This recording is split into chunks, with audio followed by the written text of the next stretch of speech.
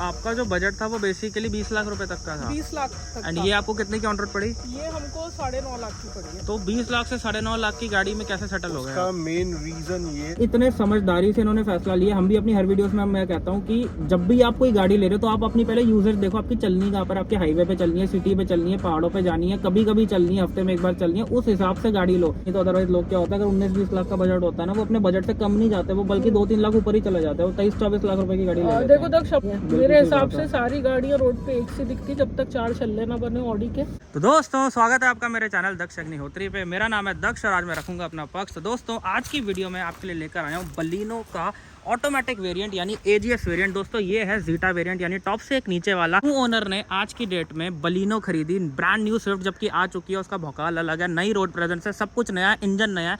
क्यों आज भी ओनर ने जो है बलिनो खरीदी एंड कितने की पड़ी, क्या सब कुछ रहा, सारी बातें जो करते हैं ओनर के साथ में। सर बहुत बहुत स्वागत है आपका, मैम बहुत बहुत स्वागत है आपका। एक बारी अपनी इंट्रोडक्शन हो जाए पहले। तो माई सेल्फ समीक्षा तिवारी। हाँ जी। ये मेरे हस्बैंड है अमित। तो ये गाड़ी अभी हम लोगों ने ली है 15 मई को। 15 मई को। हाँ, बहुत ही मतलब सडन डिसीजन हुआ है ये गाड़ी को लेने का। We were looking for cars in the budget of around means our budget was around 20 lakh to be 21 lakh. But eventually हम लोग जब गाड़ी देखना शुरू किए तो मतलब बहुत ज़्यादा कंफ्यूजन हो रहा था। ब्रेजा देख रहे थे, मतलब हमारी प्रेफरेंस थी ऑटोमेटिक लेनी थी because I drive from Noida to Gurgaon on a daily basis. So I was looking for some car which can give me a good mileage and convenience, comfort in city, mainly in city. So मैंने कुछ गाड़ियाँ देखी, Brezza देखी, ZXi automatic, because इससे पहले मैं S-Cross चलाती थी, मॉडल थी डीजल 1.3। तो मुझे शुरू से ना अच्छे टॉर्क, अच्छे पावर की आदत है। बट इवेंचुअली जब मेरा अप डाउन बढ़ गया गुड़गांव, नोएडा से गुड़गांव, तो उसमें ना मेरे को बहुत टायर्डनेस हो जाती थी। फिर माइलेज एंड कंफर्ट एक ज़्यादा प्रायोरिटी बन गई। तो I started looking for car. Diesel car को बिल्कुल हमने क्रॉस किया था क्योंकि वो 10 साल वाला NCR में being you know upper middle class, 20 lakh की गाड़ी अगर हम इन्वेस्ट कर रहे हैं, 15 लाख की ले रहे हैं, तो हम ये चाहेंगे कि उसको 15 साल अच्छे से चलाएं, बिल्कुल अच्छे से चलाएं। और लेना एटलीस्ट मतलब जो मेरी रिक्वायरमेंट थी, मैं जेटा मॉडल चला रही थी तो उतने ही फीचर्स मुझे चाहिए थे जितने आपको चाहिए थे। आपको सब कुछ इस मॉडल में मिल रहा था। सब कुछ इस मॉडल में मिल रहा है। तो आपका जो बजट था वो बेसिकली 20 लाख रुपए तक का था। 20 लाख तक। एंड ये आपको कितने की ऑन रोड पड़ी? ये हमको 9.5 लाख की पड़ी है। तो 20 लाख से 9.5 लाख की गाड़ी में कैसे सेटल हो गया? उसका मेन रीजन ये था कि देखा जाए तो this is the only a mode of a transportation, that's it. मतलब आपको A to B प्लेस के लिए एक व्हीकल चाहिए था। उसमें मेन ये है, चाहो तो आप 30 लाख की भी ले लो गाड़ी, 40 लाख की भी ले लो। तो मैम एक बात बताइए, जब आपने ये गाड़ी ली थी सर तो स्विफ्ट भी आ चुकी थी नई वाली? हमने स्विफ्ट भी देखी थी, but to be very frank, Swift जो है वो मारुति का पार्ट है, नेक्सा का पार्ट नहीं। और नेक्सा की build quality from Maruti Arena उससे ज़्यादा बेटर है। और प्लस स्विफ्ट और इसमें ज़मीन आसमान का difference from technical aspect, if I would say the new Swift is coming in 3 cylinder. Ma'am एक बात बताइए कि माइलेज क्या क्लेम, जैसे अगर आपने अभी स्विफ्ट की बात करी तो स्विफ्ट में मारुति क्लेम कर रहा है कि हमने जो नया 3 सिलेंडर इंजन डाला है वो ज़्यादा माइलेज जो है आपको निकाल कर देगा। तो इस गाड़ी से क्या आपको माइलेज की शिकायत है? देखिए माइलेज विद कॉम्प्रोमाइज, बिकॉज कहीं ना कहीं 3 सिलेंडर है तो टेक्निकली चलाने में तो कॉम्प्रोमाइज लगता है। और मुझे ऑटोमेटिक गाड़ी लेनी थी, एक तो 3 सिलेंडर, ऊपर से अगर उसमें मैं ऑटोमेटिक लगती तो समहाउ मुझे ऐसा लगता कि यार कहीं ना कहीं बहुत ज़्यादा लैग हो रहा है। और रिव्यूज़ भी मैंने देखे, इतने कोई अच्छे हैं नहीं। इसमें यह है कि मेरे को लग रहा है 19-20 का ही फ़र्क होना चाहिए माइलेज में, बिकॉज ये मेरे को सिटी में अगर बम्पर टू बम्पर गंदा वाला ट्रैफिक भी हो तो भी 15.5 का एवरेज दे देती है। अच्छा। और अगर लॉन्ग रूट में मैं जाऊँ तो 22, 23, 24, then there is no limit अगर इसको स्मूथ रोड मिल जाए। अभी तक सबसे लंबा तक मतलब दूर तक कहाँ तक लेकर गए हो? अभी हम इसको मेरठ तक लेकर गए थे। मेरठ तक लेकर गए थे। तो उसमें इसने 23.5, 24 का एवरेज निकाल दिया था। तो सर जब ये गाड़ी आप ले रहे थे तो और कौन कौन सी गाड़ियाँ आपने चलाकर देखी थी? चलाकर तो ऑब्वियसली देखी होगी। हमने ग्रैंड विटारा भी देखी, फिर हमने फ्रॉक्स भी देखी। बट हमने फिर जब कंपैरिजन किया तो उसमें हमें ये लगा कि जो एक्चुअल बेनिफिट वो यही कार दे रही है, प्रैक्टिकल विद इन दी 10 लाख में वो सब हमें फीचर्स मिल रहे हैं, फुली लोडेड कार मिल रहा है, प्लस हमारा जो पर्पस है वो रिजॉल्व हो रहा है इस कार के साथ। देन व्हाई शुड वी पे एक्स्ट्रा मोर लैक्स के हम और बिल्कुल, नई बिल्कुल। फिर दूसरी ले, उससे तो बेहतर है हम वही पैसों से हम इसमें पेट्रोल डाल आगे चला है। बहुत ही समझदारी वाला डिसीजन आपने लिया, नहीं तो अदरवाइज लोग क्या होता है, अगर 19-20 लाख का बजट होता है ना, वो अपने बजट से कम नहीं जाते, वो बल्कि 2-3 लाख ऊपर ही चले जाते हैं, वो 23-24 लाख रुपए की गाड़ी ले लेते देखो हैं। दक्ष, अपर की तो कोई लिमिट नहीं है बिल्कुल मेरे सही हिसाब बात से। है। सारी गाड़ियां रोड पे एक सी दिखती जब तक 4 छल्ले ना बने ऑडी के या BMW का साइन ना हो। बिल्कुल सही ठीक बात है, ये है। अपना आजकल तो सेल्फ वो भी सेटिस्फेक्शन कॉमन होता हो है गई है। और हमने किसी को दिखाना नहीं है, सिंपली हमें ये देखना हमारी यूटिलिटी क्या है। Right. अगर हमारी गाड़ी सिटी में चलनी है, 6 एयर बैग्स मिल रहे हैं, एक नॉर्मल अच्छी ठीक ठाक सिक्योरिटी मिल रही है और सिटी में ही ज़्यादा गाड़ी चल रही है, तो फिर बहुत ज़्यादा हम ऊंचे वेरिएंट पे नहीं जाना चाहते, क्योंकि ऊंचे में भी ऑप्शन नहीं है। XUV 700 is my favourite car, but in diesel, जो उसका पावर बिल्कुल। है, सब कुछ है, बट वो लेना मतलब यूजलेस होता, बिकॉज वो वर्थ हम उसको वसूल नहीं पाते बिल्कुल 10 सही साल बात में। है। हम 22, 23, 24 लाख भी लगा देते, लेकिन फिर वो वैल्यू नहीं नजर आई वैल्यू नहीं आपकी, नजर कि आई। ना हम लंबा रख बिल्कुल, पाएंगे, ना 9 लंबा। साल बाद रीसेल वैल्यू मिलेगी। और सिटी में जी इतनी बड़ी गाड़ी चलाना, मेरे जैसे ड्राइविंग होती, मुझे बच्ची को लॉन टेनिस के लिए छोड़ना है, स्कूल से लाना है, वही मुझे local जिम city तक ड्राइव। जाना है, लोकल सिटी में या ऑफिस जाना है, तो ये इजी टू यूज कार है बिल्कुल सही बेसिकली, बात है। With good mileage. अब नेक्सॉन की भी अगर बात करूं, मैंने ऑटोमेटिक का लिया था उसका भी, तो मुझे जो रिफाइनमेंट मारुति के AGS में लगा, वो टाटा के नेक्सॉन में नहीं लगा AMT था। चलाई थी AMT वो में, भी हाँ जी, आपने, वो भी right. AMT चलाई थी, and more over it's a 3 cylinder engine. तो 3 सिलेंडर भी कहीं ना कहीं मेरे मन में था कि मुझे नहीं लेनी है बेसिकली। पावर थोड़ी लेस हो जाती है उसमें। तो कंसिडरिंग ऑल ये आपने नोटिस करा था चला के, हाँ जी। हाँ, अगर आप ऑन Nexon पेपर के बेस पे नहीं जज कर रहे थे नहीं, कि नहीं power- नहीं, लग देयर रहा इज अ था। Lack in that. हमने NH24 पे चलाई थी, कम से कम 2.5-3 किलोमीटर गाड़ी अच्छा। ऑटोमेटिक, तो हमको लग रहा था उसमें झटका। बट हाँ, देखिए किसी गाड़ी में कुछ मिल रहा था, किसी में नहीं। अगर नेक्सॉन में जाते तो 5 स्टार रेटिंग की भी गाड़ी थी, एंड थोड़ी ज्यादा हाँ, ऊंची गाड़ी, ऊंची- प्रैक्टिकल बड़ी गाड़ी हो जाती है। प्रैक्टिकल थी, बट उसमें भी अगर हम AMT वेरिएंट पे जाते तो वो भी हमको 11.5, 12, 12.5 लाख का बेस मॉडल मिलता। बिल्कुल ठीक है, और अगर हम फुल फीचर्स में जाते, डिफॉगर, रियर वाइपर, 15 लाख तो 14-15 वो लाख 14-15 रुपए तक तो स्टिल मतलब 9.5 लाख और 13 लाख में फिर भी एक डिफरेंस है, और गाड़ी हमें चलानी सिटी में ही है। बिल्कुल सही बात बोली। हमने ये सोचा कि यार 20 लाख रुपए में तो हम, अगर हमें ज़रूरत हुई तो 9.5 की ये ले ली, हम 11 लाख की भले 10-11 लाख तक हम डीजल मैनुअल में इन्वेस्ट कर सकते हैं, नेक्सॉन बेस मॉडल। बिल्कुल कभी लगा तो हम बेस मॉडल ले लेंगे हाईवे वगैरह के लिए, बिल्कुल, मतलब आपका जो बजट था उस बजट पे 2 गाड़ियां आ दो जाती हैं। गाड़ियाँ आ जाएंगी। तो दोस्तों इतने समझदारी से इन्होंने फैसला लिया। हम भी अपनी हर वीडियोस में मैं कहता हूँ कि जब भी आप कोई गाड़ी ले रहे हो तो आप अपनी पहले यूजर्स देखो, आपकी चलनी कहाँ पर, आपकी हाईवे पे चलनी है, सिटी पे चलनी है, पहाड़ों पे जानी है, कभी कभी चलनी है, हफ्ते में एक बार चलनी है, उस हिसाब से गाड़ी लो।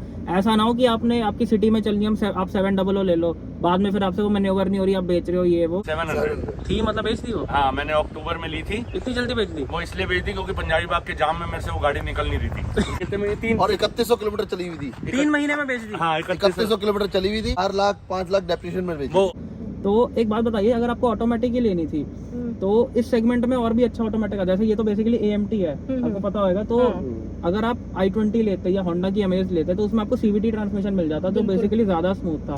तो आपने क्या उन ऑप्शंस की तरफ ध्यान दिया था? देखो, स्मूथनेस तो ठीक है, बट जब जेब में से जब पेट्रोल डलाने के लिए नोट निकालने पड़ते हैं ना, वो खलते हैं। ये बात तो- अगर अमेज जो है 10.5-11 का एवरेज देगी, तो कहीं ना कहीं 25 से 40 से 50% का एवरेज का फर्क पड़ जाता है चलने फर्क तो में। पड़ता है। i20 जो है ऑटोमेटिक, उसका भी मतलब मेरी कुछ फ्रेंड्स चला रही है, उनको 8, 9, 10 का भी एवरेज दे रही है सिटी में। और ये गाड़ी जो है फ्यूल एफिशिएंट मुझे लगी, तो इसलिए आई हैव कंसिडर्ड। ये तो मारुति की USP है हाँ, ये मारुति कि की USP इनसे ज्यादा फ्यूल एफिशिएंट गाड़ियां किसी की नहीं होती। लेकिन हाँ, क्या है कि वो CVT है, तो अगर वो थोड़ी सी माइलेज कम भी दे रहा है तो उसमें कंफर्ट भी थोड़ा सा ज्यादा बढ़ जाता है। ऑब्वियसली वो ज्यादा स्मूथ ट्रांसमिशन माना जाता है। I would consider Fronx as a two seater car, because पीछे की तो कुछ जगह ही नहीं है। एक 6 फीट का बंदा There is बैठ जाए, no पूरा सर headroom. टकरा रहा है। आपकी बस हाइट एक- कितनी है सर? 5'10". एंड अच्छा खासा दोस्तों आप देख सकते हो कि एक बड़ी ऐसे दिखाओ जरा, ये देखो अच्छा खासा हेडरूम जो है पीछे इनको मिल रहा है। और फ्रॉन्क्स में डेल्टा मॉडल भी इससे महंगा आ रहा था, और ये हमको जेटा मॉडल मिल गया 9.5 के आसपास, क्योंकि हमने इसमें सही बात है, वो महंगी एक्सटेंडेड है। वारंटी और हमने अननेसेसरी बेसिक किट नहीं लिया। इंश्योरेंस भी हमने खुद से लिया है। और बाकी इंश्योरेंस उनसे- कितने की पड़ी आपको इस गाड़ी की? इसकी 23,500 की। 23,500 हाँ, रुपए वो की। लोग कुछ कोट कर रहे थे 37-38,000, बट फिर हमने 23,500 तक इसकी अच्छे खासे insurance रेट ली। पे आपको गाड़ी मिल गई। हाँ जी। एक बात बताइए, गाड़ी की तारीफें तो हर ओनर करता है जो गाड़ी हम्म। लेता है, गाड़ी के नेगेटिव्स क्या लगते हैं आपको?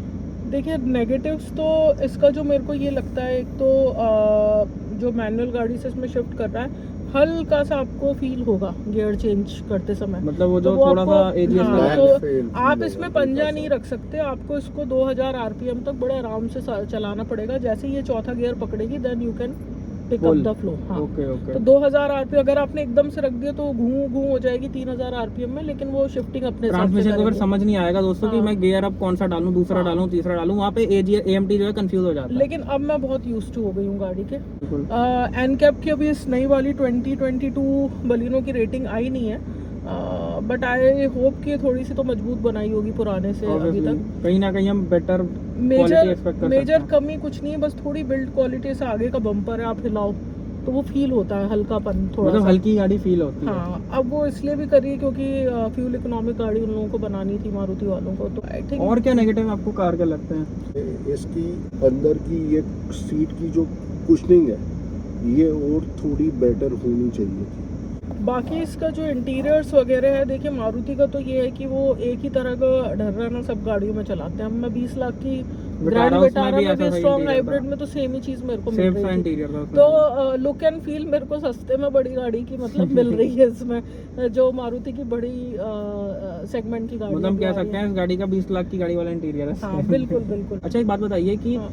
दिल्ली में इतनी गर्मी पड़ रही है, 40 डिग्री, 44, 45, 46, तो AC कैसा काम कर रहा है? एसी का अच्छी कूलिंग है। इसमें पीछे की रियर वेंट भी है, तो अगर ये खुली रहे तो थोड़ी सी फ्रंट कैबिन में इफेक्टिवनेस मतलब वो पूरे में डिवाइड हो जाती है। बट अगर रियर वेंट अगर इसको बंद करके चलाएं तो इट्स अ डिसेंट एसी, कोई दिक्कत नहीं है। अब देखो 42 डिग्री टेम्परेचर हो रखा है बाहर का, तो बढ़िया है, बहुत अच्छी है। हाँ, मैं एस क्रॉस का इससे बेटर था एसी। तो मतलब ओवरऑल खुश हो अपने डिसीजन से? हाँ, ओवरऑल खुश हैं, चला के देखते हैं, और अगर ज़्यादा हमको पावर और उसकी वो लगेगी तो हम एक दूसरी कम बजट की डीजल गाड़ी मैनुअल ले और लेंगे। दोस्तों मारुति की गाड़ी में सबसे बड़ा पॉजिटिव क्या है कि अगर बाय चांस आप किसी चीज से खुश नहीं भी हो कि यार मुझे ये चीज नहीं पसंद, वो चीज नहीं पसंद, तो कल को जो है गाड़ी बिक भी जाती है भैया, रिग्रेट वाली कोई बात ही नहीं है। कोई बात नहीं है। तो मैम सर, अगर आज के डेट में आपको 9 से 10 लाख रुपए वापस मिल जाए तो क्या आप यही गाड़ी लोगे या फिर आप कोई और गाड़ी लोगे इसी सेगमेंट में, या ज्यादा पैसे डाल के कोई अपर सेगमेंट की गाड़ी लोगे? 9 से 10 लाख अगर ज़्यादा मिल जाए तो मैं 12 साढ़े 12 लाख में फिर ब्रेजा VXI ऑटोमेटिक लेना पसंद करूँगी। आपका क्या कहना है? मैं फिर हाई राइडर पे या फिर जी ग्रैंड विटारा पे जाऊंगा। मतलब उस सेगमेंट पे आप शिफ्ट करोगे? शिफ्ट कर सकते हैं। शिफ्ट कर सकते हैं, क्योंकि देखा जाए तो उसकी लुक और इसकी लुक में लुक्स में बहुत ज्यादा फर्क है। बहुत फर्क है। चाहे वो रोड ब्रेजा ही क्यों ना हो presence, गई हो, रोड presence। सुंदर बहुत लगती है वो सेगमेंट की जो गाड़ियाँ। और लेकिन मुझे ऐसा लगता है कि कहीं ना कहीं एवरेज उनका कम हो जाता होगा। 1500 सीसी इंजन है और Obviously, ऑटोमेटिक कहीं ना चलाएंगे कहीं तो वो वेट भी ज्यादा है। 9, 10, 11 का ही सिटी में बम्पर टू बम्पर में दे पाती होगी। सही मुझे बात है, personally इसके ये जितना तो दे ही नहीं सकती। ओवरऑल आप सेटिस्फाइड हो अपने डिसीजन से? यस। तो ये है कि अगर हम इसको 50,000 चला के भी बेचेंगे ना तो भी हमें 7.5 लाख 8 लाख बिल्कुल, मिल ये जाएंगे। बात तो है। रीसेल वैल्यू आपको कभी रीसेल भी वैल्यू मिल बहुत जाएगी। अच्छी है और हम कभी भी अपग्रेड कर सकते हैं। हमें हेडेक नहीं है कि हम मतलब हमारा कहीं ना कहीं कुछ दिक्कत वाली बात है कि हमने कोई ऐसी ब्रांड की गाड़ी ले ली जो बहुत ज़्यादा पैसे टूट के बिके। आगे आगे तो मेरा बस यही कहने का रीज़न है कि अपने पैसों को एक वाइज डिसीजन पे इन्वेस्ट करो जो एज पर योर रिक्वायरमेंट हो। हाँ। बिल्कुल बाहर सही बात की है। दुनिया को या रिश्तेदारों को, पड़ोसी को दिखाने के लिए सही बात है, शो ऑफ के लिए गाड़ी मत लो कि कॉम्प्रोमाइज मत आप करो। आप ना हमेशा, मैं बस लास्ट में ये कहना चाहूँगी, आप हमेशा अपनी एक चेकलिस्ट बनाओ कि भैया हमारी ये यूटिलिटी और क्या हमारी चीज़ फिट बैठ रही है। कम दाम में अगर कोई आपको पूरी चेकलिस्ट आपकी फिट बैठ रही तो गो फॉर इट। बिल्कुल सही बात है। अननेसेसरी बहुत ज़्यादा पैसे, देखो ultimately it's a depreciating asset, और अगर आप उस चीज़ को वसूल नहीं कर पाओ तो उसमें पैसे waste डालने का है वो कोई, तो। अगर आप वसूल कर लो तो नथिंग लाइक दैट। दोस्तों यही थी आज की वीडियो, बलिनो का ownership review zeta variant. I hope आपको वीडियो बहुत पसंद आई हो, लेकिन अगर अभी भी आपको कोई कन्फ्यूजन है कि मैं कौन सी गाड़ी लूँ, कौन सी ना लूँ, तो फिर जो है आप हमें व्हाट्सएप पे कांटेक्ट कर सकते हैं, वो सर्विस भी अवेलेबल है। हमारे साथ कॉल पे जुड़ सकते हैं, कॉल बुक करा सकते हैं, एंड अगर अपनी किसी गाड़ी का ओनरशिप रिव्यू शेयर करना चाहते हैं तो उसके लिए भी आप व्हाट्सएप पे हमें कांटेक्ट कर सकते हैं। जल्दी से जाके मैसेज करो। PDI सर्विस भी अवेलेबल है, अगर आप PDI कराना चाहें तो वो भी करवा सकते हैं, यानी कि प्री डिलीवरी इंस्पेक्शन। नई गाड़ी लेने से पहले गाड़ी को टेटवा दबा के ना पूरी जांच कर लेते हैं हम। दिल्ली NCR में हम बहुत ज़्यादा एक्टिव हैं, ऑल इंडिया में धीरे धीरे हमारी सर्विस शुरू होती जा रही है। ऑलमोस्ट 30-40% का डिस्काउंट चल रहा है इस समय जून के महीने के लिए। तो अगर आप करवाना चाहें PDI तो ये हमारा नंबर आ रहा है। कॉल फैसिलिटी भी अवेलेबल है। थैंक यू सो मच, मिलते हैं नेक्स्ट वीडियो में।